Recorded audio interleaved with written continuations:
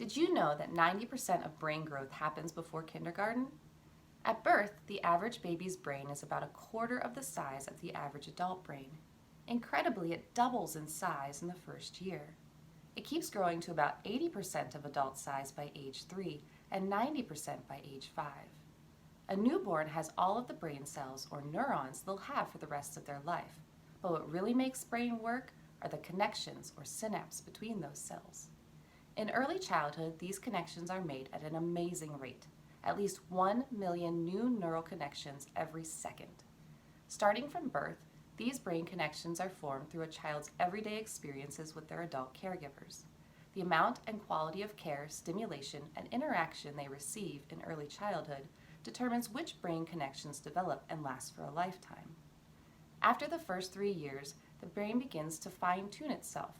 Connections that are used more often become stronger, while those that are not used are eventually eliminated. This is a normal process called pruning, which makes the brain more efficient. Building brain connections is like building muscles. Use it or lose it.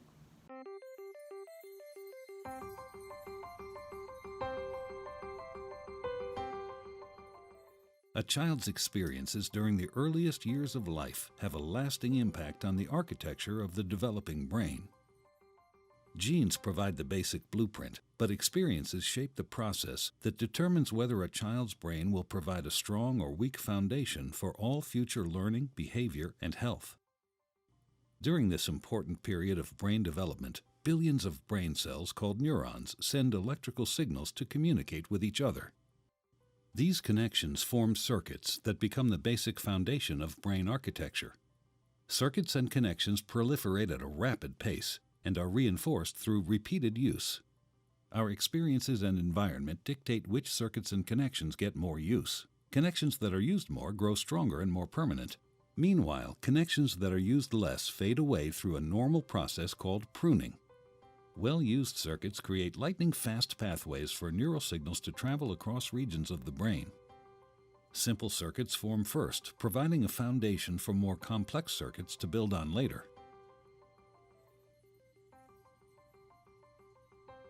Through this process, neurons form strong circuits and connections for emotions, motor skills, behavioral control, logic, language, and memory during the early critical period of development. With repeated use, these circuits become more efficient and connect to other areas of the brain more rapidly. While they originate in specific areas of the brain, the circuits are interconnected. You can't have one type of skill without the others to support it. Like building a house, everything is connected, and what comes first forms a foundation for all that comes later.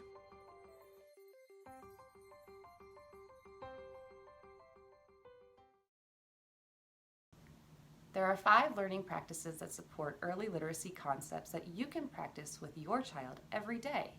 Don't worry, it's things you're already doing. Talk, sing, read, write, and play.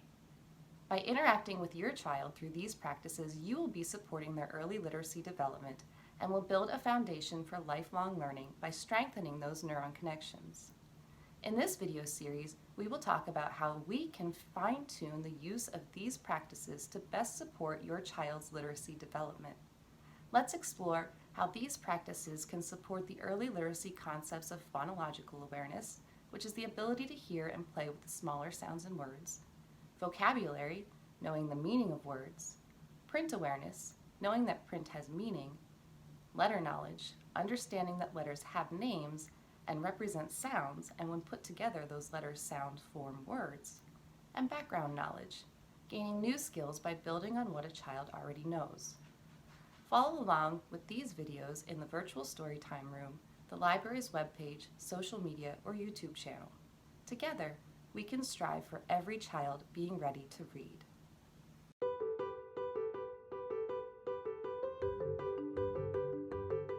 Did you know that you can help build a child's brain? Those are bananas. Everyday interactions can have a big impact on developing brains throughout childhood, starting even before babies can talk.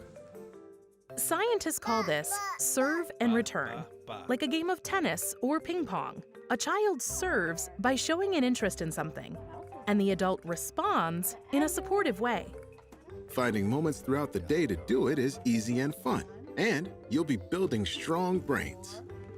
You can use 5 steps to practice serve and return with any child. Step 1, share the focus. When a child is interested or curious, you can see it. What's this? It's a stroller. Watch this child look at something in a book. Right there. Pointing shows interest. Cow. So does making a sound, like this child. And mom is paying close attention. See baby moving those little arms and legs and focusing on the ball? That's a serve. The key is paying attention to what the child is noticing. Oh, you like those guys too? Look at Grandpa sharing the focus. By noticing serves, you will help build curiosity, and you'll strengthen your relationship. Step 2, support and encourage. You can return a child's serve by saying a word of encouragement. That's right. Very good. Watch Grandpa return this serve by saying thank you. Yeah. Thank you. Even a facial expression can encourage a child. Orange. Or emotion, like this mom dancing. Time. You can also pick up the object that the child is pointing to and bring it closer. We need help to sit her down. Things like helping and playing with the child let them know that their thoughts and feelings are heard and understood.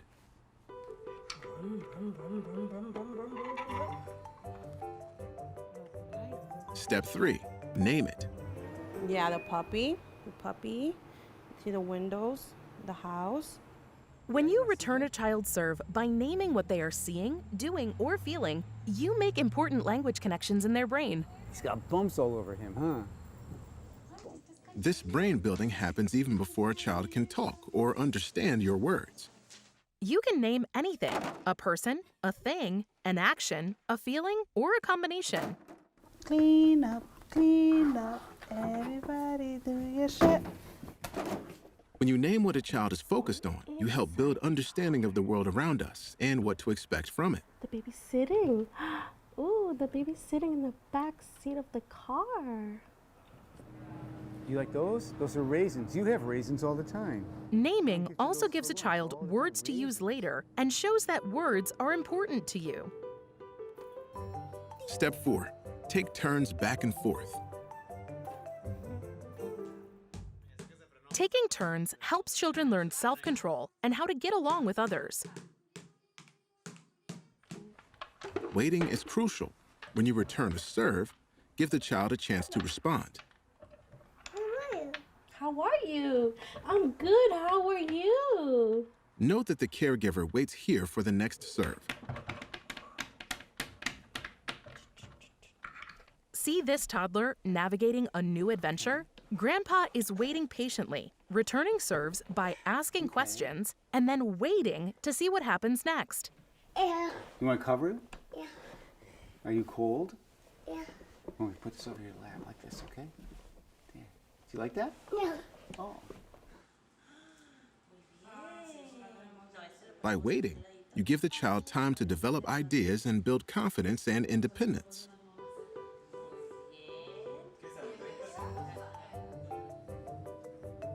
Step 5, practice endings and beginnings. Children signal when they're done or ready to move on to a new activity. Watch how this child shows it's time to start something new. Letting go of a toy signals an ending. Then picking up a new toy signals the next beginning. Want to play with the giraffe? Sharing the focus is important in this step. Ooh, the big eagle. Because this mom is sharing the focus, she notices when her child is ready to end one activity and begin something new. X, Y, and Z.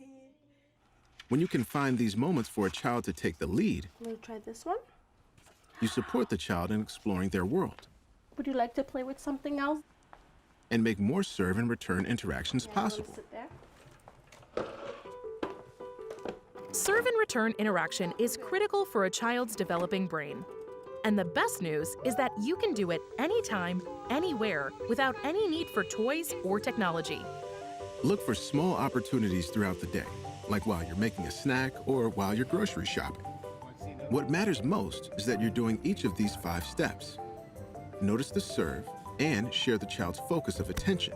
Return the serve by supporting and encouraging. Name it, take turns going back and forth, and practice endings and beginnings. Serve and return interactions make everyday moments fun and become second nature with practice. Try practicing with a child today.